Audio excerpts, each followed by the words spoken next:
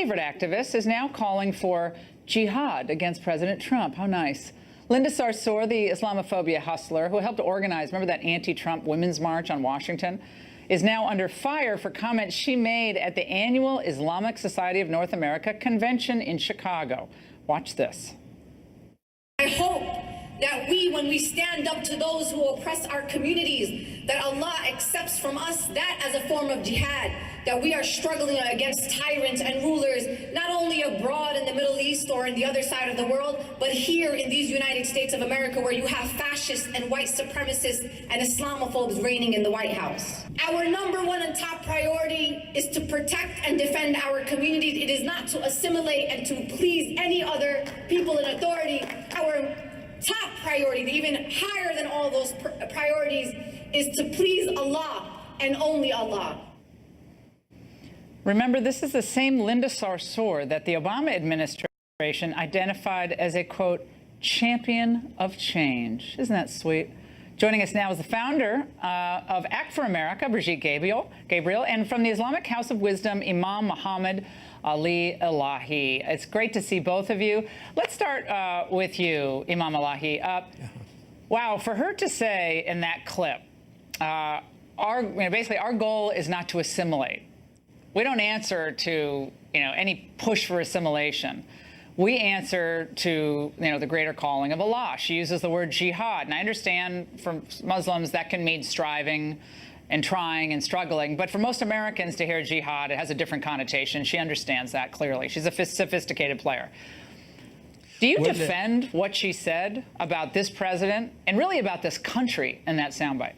You know, jihad is an Arabic word mentioned both in the Quran and the Bible. Brigitte, she is from Lebanon. She knows Arabic, and she knows this word is mentioned also in the Bible. If you leave it for us, jihad means to be a better person, more honest, more truthful, and more trustworthy. But of course, if you leave this jihad for ISIS, leave the Quran for ISIS or Bible for KKK, they have different interpretation of it. I'm not representing. I'm not representing for Linda, but I think she is expressing her frustration when we have a president that he is putting ban on 6 countries that they are victims of terrorism and rewarding the biggest founders of terrorism in the world. Let me guess. That brings frustration. It's obvious. Okay. Imam, here's what doesn't go over well with most Americans, and then I'm going to get to Brigitte. Linda Sarsour getting up there and saying the fascist, Islamophobe, white supremacists in the Oval Office. That is so purposefully incendiary. And I would say if he weren't the president of the United States, he could sue for defamation. Because that's just garbage. That's meant to incite Muslims to whom she's speaking. It certainly isn't meant to build bridges. That is meant to incite, infuriate. Infuriate's fine, but incite is not good. And, Laura, and when she says our goal is not to assimilate, her goal is Sharia law, is it not? Her goal is not to assimilate, it's for Sharia.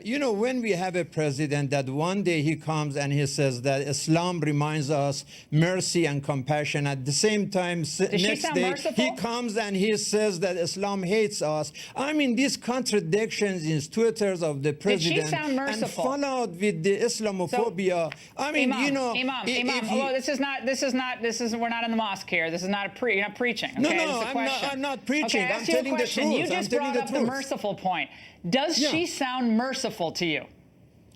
You should talk with Linda herself. I'm not representative of Linda, but the word of jihad that you mentioned, I'm saying, is up to interpretation. Do you believe Muslims have a duty to assimilate into American society, the rule of law, the Constitution, the Declaration? It is about interaction. It's about Muslim and non-Muslim interaction. And by the way, it's not only Linda's, position. Lots of other Americans, they are disappointed of the administration. It's not about Muslim. Welcome to the club. Everybody's disappointed all the time. But we don't hear immigrant groups come into the United States traditionally saying we will not assimilate.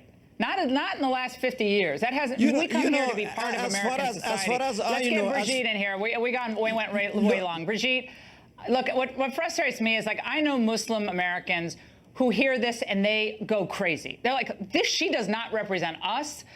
And they hate hearing her words because it is not representative of what they believe and what the Quran that they believe. She doesn't want to assimilate. She wants to throw around these defamatory words. It's nastiness. It's hate. This is not positive stuff. And yet that's what she accuses President Trump of. I'm sorry. It is. It's very radical. She was specifically inciting hatred and violence. If these words were coming out of any other person, we would have said, well, you know, that really overstepped the line. But coming from Linda Sarsour, you have to understand her background. This is a lady that comes from a long line of terrorists. Her family members are, as we speak, sitting in Israeli jails for conviction of terrorism. When you look at her praising in her speech at ISNA, Imam Siraj Wahaj, who was a co-conspirator in the first World Trade Center bombing in 1993. She called him her hero and her mentor. She called him how he talks to her, how she listens to his voice when she's laying in bed thinking about issues that relate in this country.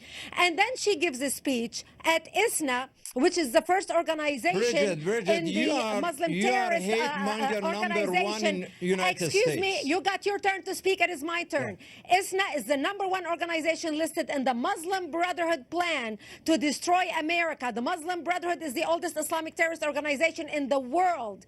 And so when she speaks like that at ISNA, talking about urging Muslims not to assimilate, telling Muslims this is a jihad by basically rebelling against the administration, telling them that do not assimilate, we want to please only Allah and nothing but Allah, that is calls for violence to those who want to commit jihad against America, to the homegrown terrorists, to the radicals who want to attack, to kill the president, as well as people like you and me, Laura, who are law-abiding citizens. The FBI and the Secret Service should be monitoring her right now.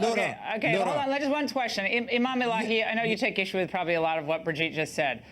I do think there is common ground here between the Muslim community and conservatives, just on a whole bunch of issues. But I almost never see them working together. I'm just talking about whether it's on social issues or the family or religious liberty.